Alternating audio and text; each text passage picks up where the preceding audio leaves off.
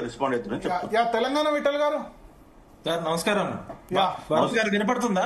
వినపడుతుంది. ఏంటి ఈ మొత్తం వ్యవహారంలో దోషి ఎవరు? నోటి దగ్గరకు వచ్చిన కూడు లాగేసిన వ్యవహారం అయింది. దోషి ఎవరు? యథార్థవాది లోక విరోధి అంటారు. నేను ఉన్నట్టు కుండ బద్దలు కొట్టడం నాకు అలవాటు. మీరేమన్నా అన్పార్లమెంట్ అనుకున్నా లేదా చట్ట వ్యతిరేకమన్నా జీటీవీకి ఏం సంబంధం లేదు. నేను మాట్లాడే మాటలు నాకు మాత్రమే వర్తిస్తాయి. నేను ముందే చెప్తున్నా. అంటే లీగల్ గా ఇబ్బంది రాకుండా చూడండి. ఎందుకంటే డిస్క్లైమర్ ముందే చెప్తున్నా, మీకేం ప్రాబ్లం లేదు. ఇప్పుడు నేను చిన్నప్పుడు మన స్కూల్లో ప్రేయర్ చేసేటప్పుడు గానీ లేదా భారత రాజ్యాంగ ప్రవేశ పీఠికలో చదువుకునేటప్పుడు భారతదేశ ప్రజలమైన మాకు మేముగా సమర్పించుకుంటున్న ఈ రాజ్యాంగ ప్రవేశిక పీఠికలో కాన్స్టిట్యూషన్ స్పిరిట్ సామాజిక రాజకీయ ఆర్థిక న్యాయం అందిస్తామని మనం ప్రమాణం చేసి రాజ్యాంగాన్ని తెచ్చుకొని 79 సంవత్సరాల తర్వాత కూడా దేశ జనాభాలో సగభాగానికి పైగా ఉన్న బీసీలు ఒక స్టేట్ లో 50 ఉండొచ్చు, ఒక స్టేట్ లో 60 ఉండొచ్చు. ఇంతవరకు మా జనాభా లెక్కలు లేదని 75 సంవత్సరాల తర్వాత అడగడమే ఈ దేశ నాగరికతకి ఒక సిగ్గుచేటు. అంటే మనం పబ్లిక్ అడ్మినిస్ట్రేషన్ అనేది గణతంత్రంలో ఏముంటది, ఎంతమంది జనాభా ఉన్నారు, వాళ్ళకి ఎలాంటి పథకాలు అందాలి, వాళ్ళ ఆర్థిక సామాజిక పరిస్థితులు ఏందనేది. అసలు కొంచెం బ్యాక్గ్రౌండ్ లోకి వెళ్తే శ్రీకృష్ణ కమిషన్ రిపోర్ట్ లో తెలంగాణ రాష్ట్రం ఎందుకు ఇవ్వాలన్నప్పుడు ఆ చాప్టర్ నెంబర్ గుర్తులేదు. తెలంగాణలో ఎస్సీ ఎస్టీ బీసీలు పేదవాళ్ళు గరీబోళ్ళు ఎక్కువ శాతం ఉన్నారు, దాదాపు 85% పైగా ఉన్నారు. పరిపాలన వికేంద్రీకరణలో భాగంగా చిన్న రాష్ట్రాలు కావాలి, స్మాల్ ఈజ్ బ్యూటిఫుల్ అని పబ్లిక్ అడ్మినిస్ట్రేషన్ లో ఒక థియరీ ఉంటది.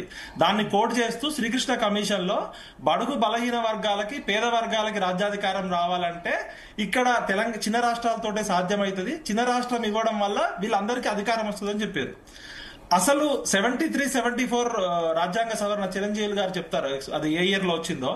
రాజ్యాంగ 73-74 పంచాయతీరాజ్ చట్టం తెచ్చిందే పరిపాలన వికేంద్రీకరణ కోసం. ఎంత విచిత్రమైన పరిస్థితిలో ఉన్నామంటే రైతే రాజు, గ్రామానికి సర్పంచే రాజు అని చెప్తాం. ఆ సర్పంచ్ కి ఎటువంటి పవర్ లేకుండా ఎమ్మెల్యేలు అధికారులు పెత్తనం చేస్తున్నారు. 73-74 రాజ్యాంగ సవరణ తెచ్చి ఎంపీటీసీలు, జెడ్పీటీసీలు, ఎంపీపీలు, మన కౌన్సిలర్లు, కార్పొరేటర్లు చెప్తే పూర్తిగా అన్ని రాజకీయ పార్టీలు కలిసి బొందబెట్టినాయి. 73-74 రాజ్యాంగ సవరణ.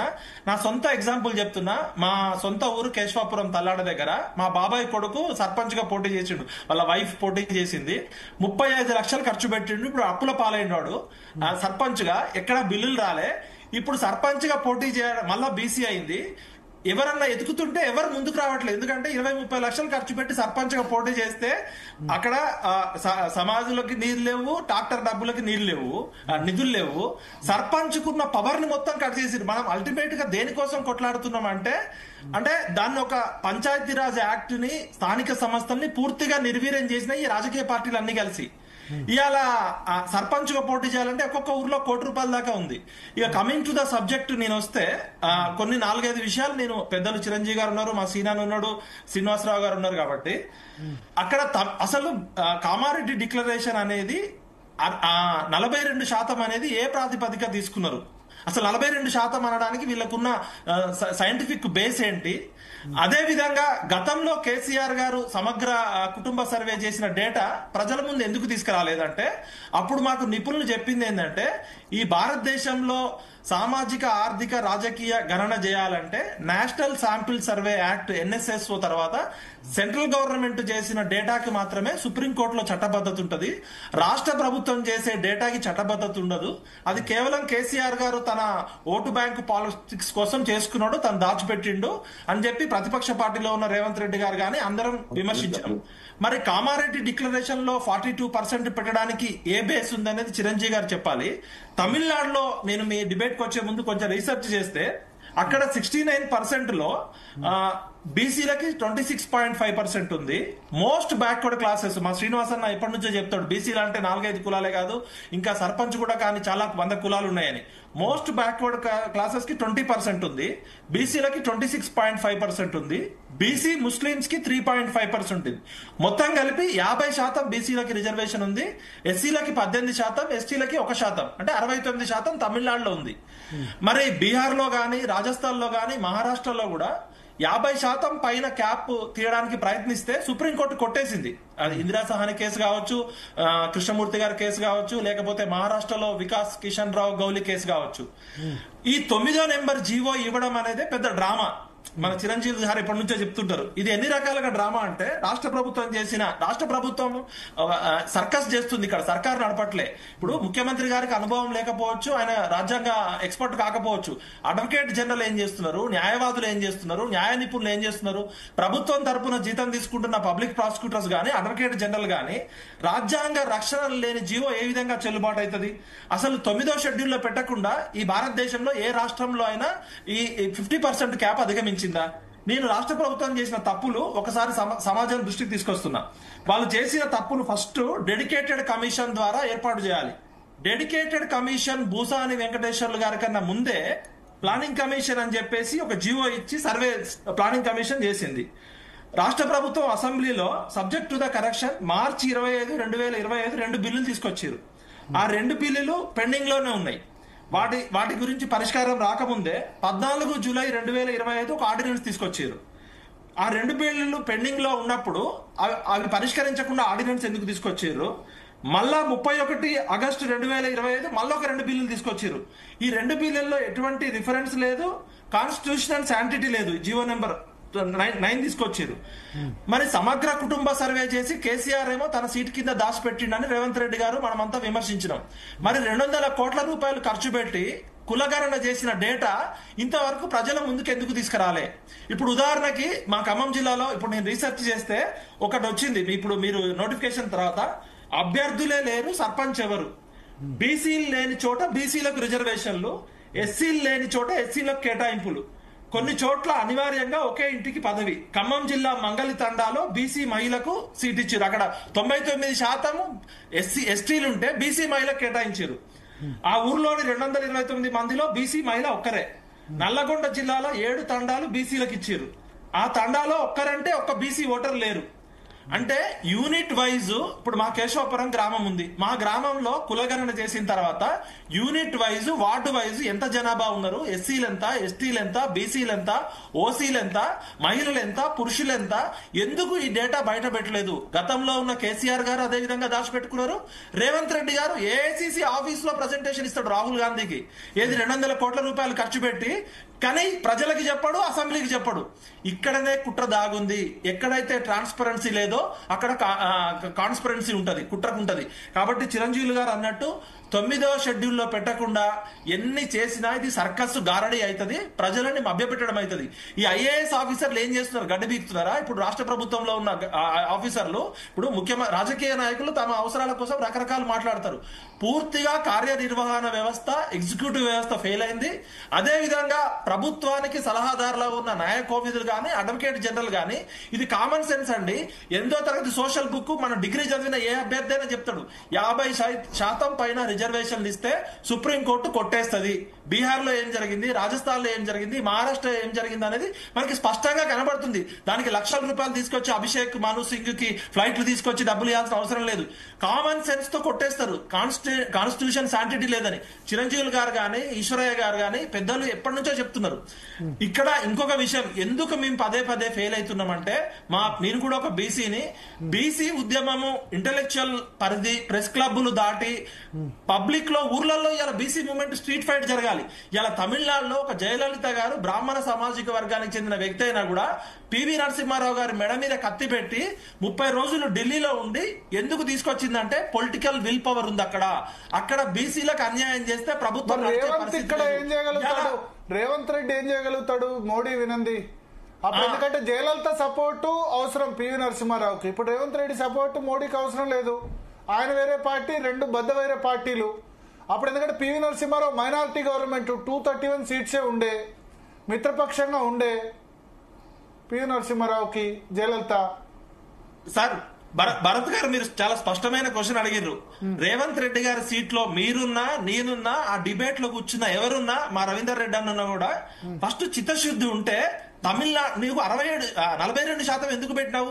తమిళనాడులో మోడల్ లాగా పెట్టాలి. 42 + 15 + 10 అయితే 67 అవుతుంది. నీకు తమిళనాడు మోడలే కదా నువ్వు కాపీ కొట్టింది. మరి ప్రాసెస్ లో తమిళనాడు ప్రాసెస్ ఎందుకు చేయలే?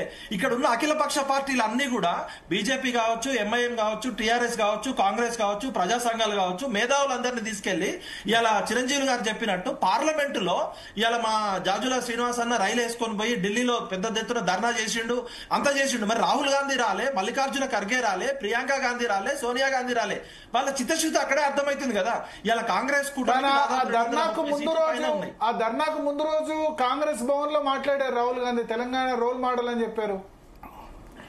వినపడట్లేదు సార్ భరత్ గారు. ధర్నాకు ముందు రోజు ఇందిరాభవన్ లో అంటే కాంగ్రెస్ పార్టీ హెడ్ క్వార్టర్స్ లో మీటింగ్ పెట్టి అన్ని కాంగ్రెస్ ఎంపీలు అందరికి చెప్పి తెలంగాణ రోల్ మోడల్ చాలా అద్భుతంగా సర్వే చేశాం, మన సపోర్టు 42% రిజర్వేషన్ సపోర్ట్ అని రాహుల్ గాంధీ ప్రకటించారు. నెక్స్ట్ డే ఏఐసిసి ఓబీసీ సమ్మేళనం పెట్టి మేము ఓబీసీల విషయంలో అన్యాయం చేశాం, జిత్నే ఆబాది ఉత్తనే భాగీదారి అని కూడా అన్నారు రాహుల్ గాంధీ. సపోర్ట్ లేదని ఎట్లా చెప్తాం రాహుల్ గాంధీది? సార్ ఇది ఏఐసిసి ఆఫీస్ లోనో గాంధీ భవన్ లోనో జంతర్ మంతర్ లోనో చేస్తే కాదు సార్. పార్లమెంట్ ను స్తంభింపజేసి 2/3 రాజ్యాంగ సవరణ చేసి 2/3 మెజారిటీ తీసుకొచ్చి రాజ్యాంగ సవరణ చేసి 9వ షెడ్యూల్ లో పెట్టి రాష్ట్రపతి ఆమోద ముద్ర పొందే వరకు ఇది కాదు సార్. ఇది జనాలని మనం మభ్యపెట్టడము, ప్రజలని పిచ్చోలం చేయడం. ఇవాళ సర్పంచ్ గా పోటీ చేయాలనుకునేటోళ్ళు ఓడిపోయి అప్పుల పాలవుతున్నాడు, గెలిచినోడు గెలిచి అప్పుల పాలవుతున్నాడు. ఫస్ట్ ఫండమెంటల్ గా రాజ్యాంగ స్ఫూర్తితోటి ఇంకొకటి సార్, ఇంకొక ఫండమెంటల్ చాలా మంది ఏమంటున్నారంటే 50%కి మించి క్యాప్ రిజర్వేషన్ ఇవ్వకూడదని ఎక్కడా లేదు. రాజ్యాంగ స్ఫూర్తిని అమలు చేయాలంటే ఇప్పటికీ కూడా చిరంజీవులు గారు లాంటి మేధావి గాని, మా సీనన్న గాని ఇప్పుడు యూనిట్ వైజ్ తీసుకుంటే ఈ ప్రాబ్లం వచ్చేది కాదు. ఇవాళ మా కేశవాపురంలో ఉన్నది 1000 మంది జనాభా అయితే 1000 మందిలో మెజారిటీ బీసీలు ఉన్నప్పుడు బీసీలకు ఇచ్చాలి, ఒకవేళ మెజారిటీ ఓసీలు ఉంటే ఓసీలకు ఇచ్చాలి. యూనిట్ వైజ్ పెట్టి ఉంటే కనీసము ఇప్పుడు అర్బన్ ఏరియాలో ఎస్టీలు తక్కువ ఉంటారు సార్, కొన్ని చోట్ల ఎస్సీలు ఎక్కువ ఉంటారు, కొన్ని చోట్ల ఎస్టీలు తక్కువ ఉంటారు. వాళ్ళిద్దరి కోటా పనులు మిగతాది బీసీలకు వచ్చేది కదా కనీసము. ఇప్పుడు ప్రభుత్వానికి చిత్తశుద్ధి ఉంటే మనసుంటే మార్గం ఉన్నట్టు ఎటు ప్రాసెస్ లో ఈ జీవో నెంబర్ 9 ఎట్లయితే తీసుకొచ్చిరో 9 రకాల లోపాలు ఉన్నాయి. ఇప్పటికైనా నేను రేవంత్ రెడ్డి గారిని రిక్వెస్ట్ చేస్తున్నా, అఖిల పక్షాన్ని తీసుకెళ్లి పార్లమెంట్ ని స్తంభింపజేసి మోడీ గారి మెడ మీద కత్తి పెడితే మోడీ గారి వైఖరి ఏందో తెలిసిపోతుంది. ఇప్పుడు బీజేపీకి అవకాశం కూడా ఇవ్వట్లే కదా. రేవంత్ రెడ్డి గారు నిజంగా అఖిల పక్షాన్ని తీసుకెళ్లి కాంగ్రెస్ పార్టీ కూటమి మొత్తం వెళ్లి పార్లమెంట్ లో కూర్చుంటే బీజేపీ సపోర్ట్ చేస్తుందా లేదా తెలిసిపోతుంది. అదే విధంగా ఎంబీసీలకు కూడా న్యాయం జరగాల్సిన అవసరం ఉంది. మా శ్రీనాథ్ ఎప్పటి నుంచో చెప్తున్నాడు, చాలా కులాలు 100 కులాలు కనీసం MPTC, ZPT, sarpanch, ward member కూడా కాలేదు కాబట్టి తమిళనాడులో ఏ విధంగా అయితే మోస్ట్ బ్యాక్వర్డ్ క్లాసెస్ కి 20% ఇచ్చిర్రో ఇక్కడ కూడా జరగాలి. అదే విధంగా ముస్లింలను బూచిగా చూపించి బీజేపీ తప్పించుకుంటుంది కాబట్టి అన్ని రాజకీయ పార్టీలు ఒకటే. ఇవన్నీ అగ్రవర్ణ వాళ్ళ పెత్తనం ఎవరు వదిలిపెట్టారు సార్. నేను ఒకవేళ విఠల్ రెడ్డి అయితే నా సీటు పోయి చిరంజీవులు గారికి ఇవ్వడానికి నేను ఒప్పుకుంటున్నా చెప్పండి. అంత మహానుభావులు రాజకీయ నాయకులు ఉన్నారా? రేవంత్ రెడ్డి గారు స్పష్టంగా చెప్పారు, రేవంత్ రెడ్డి అన్నారు రెడ్డి అనేటోడు పుట్టిండు కాదు. అదే రేవంత్ రెడ్డి అన్నారు 2028 తర్వాత నా ముఖ్యమంత్రి సీటు బీసీలకు పోయినా నేనే చివరి ఓసీ ముఖ్యమంత్రి అయినా పర్లేదు అన్నారు సార్. రేవంత్ రెడ్డి గారు మొన్న సోనియా గాంధీ గారు తను అభినందించారని ఒక లెటర్ బయట పెట్టిర్రు. సోనియా గాంధీ గారు రేవంత్ రెడ్డి గారు బాగా పనిచేస్తున్నారు ఒక లెటర్ బయట పెట్టి ఆయన ఏం చెప్పారంటే ఇది నాకు ఆస్కార్ అవార్డు కన్నా గొప్ప అవార్డు సోనియా గాంధీ గారు ఇచ్చిందని. రేవంత్ రెడ్డి గారు స్పష్టంగా పవర్ పొలిటీషియన్, ఆయన కుర్చీ కాపాడుకోవడం కోసం ఆయన ఎన్ని రకాల ఎత్తుగడలు వేసినా తప్పులేదు. కానీ ఇక్కడ జ్యుడిషియల్ ఎక్స్పర్ట్స్ గానీ ఎగ్జిక్యూటివ్ వ్యవస్థ గానీ పూర్తిగా నిద్రపోయి రాజకీయ నాయకుల చేతుల్లో, ముఖ్యమంత్రుల చేతుల్లో బానిసలు అయితే అల్టిమేట్ గా రాజ్యాంగం మీద వ్యవస్థలు నష్టమవుతాయి. ఇప్పటికైనా నేను చెప్తున్నా, రేవంత్ రెడ్డి గారికి చిత్తశుద్ధి ఉంటే రెడ్ల మధ్య బీసీల మధ్య పంచాయతీ కాదు ఇది బడుగు బలహీన వర్గాలకి న్యాయం చేయాలనే చిత్తశుద్ధి ఉంటే తమిళనాడు ప్రాసెస్ తప్ప ఇంకా వేరేది ఏది మోడల్ లేదు. బీహార్ లో నితీష్ కుమార్ యాదవ్ అంత బలవంతంగా చేసినా కూడా సుప్రీంకోర్టు ఇవాళ పెండింగ్ లో ఉంది. ఇవాళ ఈవెన్ తమిళనాడుది కూడా అవసరమైతే సుప్రీంకోర్టు మేము 9వ షెడ్యూల్లో ఉన్నది కూడా పరిశీలిస్తామనే దశకు పోతుంది. కాబట్టి మనకి ఇది రాజకీయాలకు అతీతంగా మీరు అన్నారు ఇంతకుముందు నేను కుండబద్దలు కొట్టినట్టు చెప్తా అని. నాకు ఒక్క మాటలో చెప్పండి, 42% రిజర్వేషన్స్ తో ఎలక్షన్ అవుతాయా కాదా? ఎలక్షన్లు కాకపోవడమే మంచిది సార్. ఎందుకంటే ఇది గెలిచినోడు కూడా నష్టపోతాడు. అల్టిమేట్ గా ఇప్పుడు సర్పంచ్ నిధులు లేవు, అప్పుల పాలవుతారు. ఇలా డబ్బులు ఏంది ఓట్లు వేసే పరిస్థితి ఏ పార్టీ పరిస్థితి లేదు. ప్రతి ఊర్లో మద్యం ఏరులోకి పాలుతుంది. మొన్న మా ఊరికి వెళ్తే సర్పంచ్ ఎలక్షన్ల కోసం 3 కులాలు మందు ఇవ్వట్లేదు అని అడుగుతున్నారు. కమ్మ, కాపు, రెడ్డి, బీసీలు అందరూ కూడా. అంటే ఎలక్షన్ వ్యవస్థలో మనం సంస్కరణ చేయాలి. మందు పోయింది, మటన్ ముక్కు ఇయ్యండి, డబ్బు నోటు ఇయ్యండి, ఎలక్షన్లు జరిగే పరిస్థితి లేదు. కాబట్టి ఇది అంతిమ తీర్పు వచ్చినాక సుప్రీంకోర్టులో తేల్చినాక ఎలక్షన్లు పెడితే కొంపలు మునిగిపోయేది ఏం లేదు. ఇప్పటికే చాలా రోజులు లేట్ అయింది. ఒక మాట, కొంపలు మునిగిపోయేది ఏం లేదంటే పంచాయతీలకు నిధులు బంద్ అయినాయి. స్టేట్ గవర్నమెంట్ దగ్గర రూపాయి లేదు. మా జీవెంట్ లోనే రేవంత్ రెడ్డి చెప్పారు ఎవడు కోసుకున్నా రూపాయి లేదని. వచ్చే ఫండ్స్ అన్ని సెంట్రల్ గవర్నమెంట్ నుంచి 7% ఫండ్స్ గ్రామ పంచాయతీలు ఇప్పుడు వీధి దీపాల బిల్లు కట్టాలన్నా గదే సెంట్రల్ గవర్నమెంట్ ఫండ్స్ దిక్కు. రాష్ట్ర ప్రభుత్వం దమ్మిడి రూపాయి బీఆర్ఎస్ ప్రభుత్వం ఇవ్వలే, వీళ్ళు ఇవ్వరు, నెక్స్ట్ ఎవడు వచ్చినా ఇవ్వదు. కేంద్రం నుంచి తీసుకోవాల్సిందే. ఆ కేంద్రం నుంచి నిధులు రావాలంటే పంచాయతీ ఎలక్షన్ పెట్టాలి. పెట్టకపోతే దీపాలకు లేదు, మోర్లు సాఫ్ చేసేందుకు కూడా పైసలు లేవు. కాబట్టి రేవంత్ రెడ్డి గారు చొరవ తీసుకొని అఖిల పక్షంతో పార్లమెంటరీ స్తంభింపజేసి చట్టం చేయాలి. బీజేపీ కూడా చెప్తుంది కదా మేము సపోర్ట్ చేస్తామని, మీరు ప్రాసెస్ లో రమ్మని చెప్తున్నారు కదా. కాబట్టి BJP Congress process Tamil Nadu process అంటే సంవత్సరం 2 సంవత్సరాలు పడుతుంది. మరి ఇప్పుడు ఏం చేద్దామంటారు? దీని పరిష్కారం చిరంజీవి గారు చెప్పాలి, లేకపోతే మా ఎక్స్పర్ట్స్ చెప్పాలి. మరి ఏం చేద్దాం?